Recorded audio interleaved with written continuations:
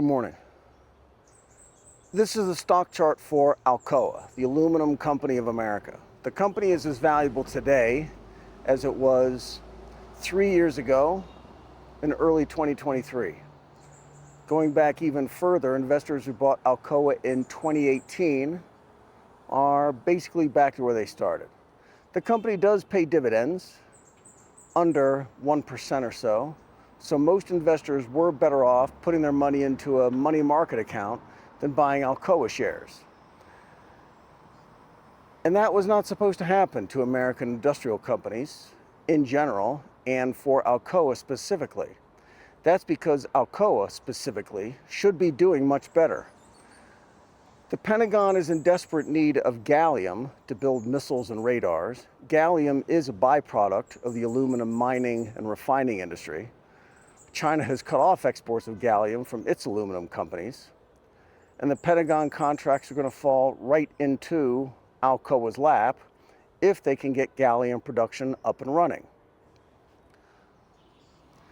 Consider these two headlines, both from yesterday. The first comes from the White House. President Trump signed executive orders that may as well have been written by Alcoa lobbyists.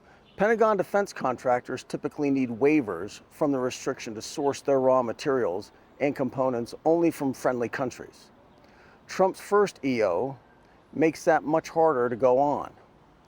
Alcoa has large operations in the United States and in Australia, so they don't need those waivers to sell their products to weapons makers, but other companies do.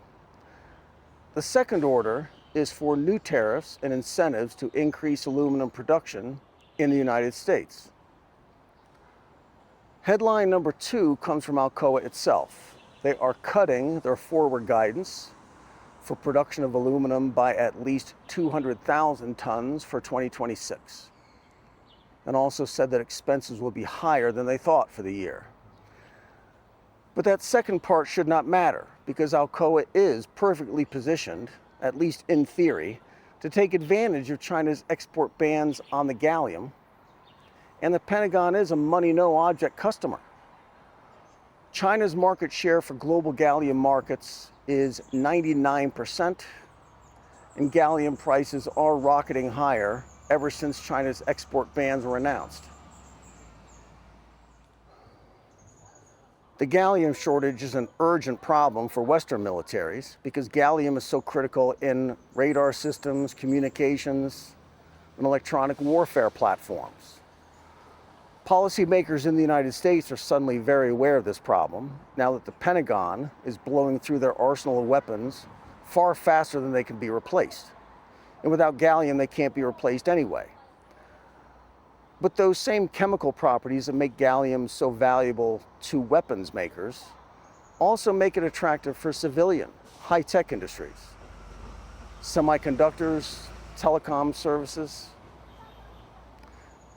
China is the only country building 6G systems, but they'll need a lot of their gallium to stay at home to get that done. In response, the United States has abandoned free market capitalism and is buying stakes in mining and exploration companies. The Pentagon now outright owns gallium production projects and is on the other side of the table as a huge customer. As of February, they committed over $2 billion in a group of companies in the United States, but those projects are still early in their development. The most advanced gallium production project currently underway is in Western Australia, and it is an Alcoa operation. 100 tons of yearly production with an opening date for later this year. Margins for gallium are much higher than for aluminum, especially at these record high price points. So this is all very bullish for Alcoa then. Here is where things get tricky though. Gallium production just costs a lot more when performed outside China. Production costs in the United States are higher than China's by at least 20%. So when prices fall, American companies are losing money a long time before any losses are felt by Chinese firms. New environmental regulations may be written, and they probably will be on the first day of the next presidential administration. The developers of the project in Western Australia hope that none of that will happen to them. The partners are guaranteed access to gallium supply, and the implication here is that even if gallium prices fall below the production cost, government buyers will step in and guarantee profits for all concerned. Alcoa will build and operate the plant, and the United States, Japan, and Australia are putting in capital. Here we find a lot of conditional language again. The plant could provide up to 10% of the current global supply. Construction activities are expected to begin after the site is ready. If none of that sounds very definitive, this one isn't going to be any better. The plant will yield about 60 tons of gallium and could be up and running as soon as the first half of next year. So it could be sometime before 1 July 2027. That could be followed by a second phase, and it's only after that's done that Alcoa gets to that 10% target for global market share. All that said, Alcoa may be in a better spot than any other Western company to break the dependency on China for gallium. The governments of the United States, Japan, and Australia are all in, and critical mineral projects are being fast-tracked for approval already. And the Alcoa project in Australia is turnkey ready since it's already a major producer of the aluminum. So what is the problem? Why are investors selling shares instead of buying more? And when we look at the time to market for that new gallium production, they're still years away. Even though everything is going smoothly so far, phase one is already done. Exploration, surveying, and mining are already complete. The refinery is in place. Gallium is already being produced. Alcoa just needs to finish up the site work to process the material that they're already piling up. Starting with phase two, investors begin to understand why American aluminum producers abandoned the gallium business in the first place. A specialized extraction facility needs to be built and brought online to separate gallium ions from all the other junk coming out of the ground. That could be operational by the middle of next year in producing gallium that is 99 to 99.9% pure. But that's not nearly pure enough, which brings us to phase three. Further refining is required to get to 6 nines and 7 nines purities for that gallium, because it's only at those levels that the gallium is usable by industry. Australia doesn't have refineries for those processes, so it will be shipped out to the places that do, probably in Japan or in the US. That adds another 3 to 6 months. For phase four, it's another year to another year and a half.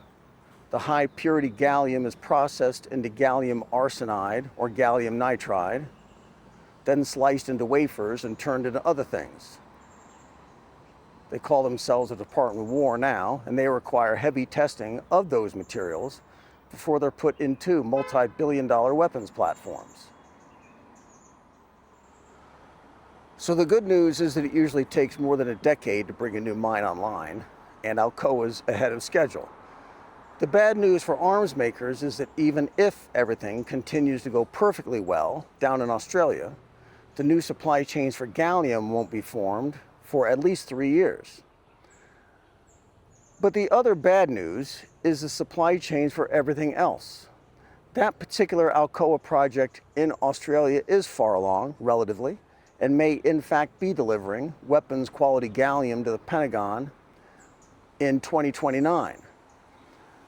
But gallium is just one of the critical minerals that go into building weapons, and China has export bans on most of those too. To pick just one example, from 2021 through 2025, the United States blew through 15 years of production of Tomahawk missiles in just 5 years. Then came the war on Iran, and 4 days after that began, a Tomahawk missile shortage looked inevitable, and a week later on from there, the US military was running out. Savvy equity investors can do what I just did. take an hour or so to learn that the Pentagon's appetite for this gallium is total. They'll buy all that they can today and for years to come. But even if Alcoa gets their 100 tons a year of gallium out of the ground in Australia and refined in Japan and shipped to the United States so Raytheon can build more Tomahawks, RTX still has to get their supply chains up and running for the graphite and the tungsten and the neodymium. But investors know that if Raytheon can eventually get them and they can build their missiles again, they can name their price. So their chart looks a lot better. This is Hong Kong. Be good.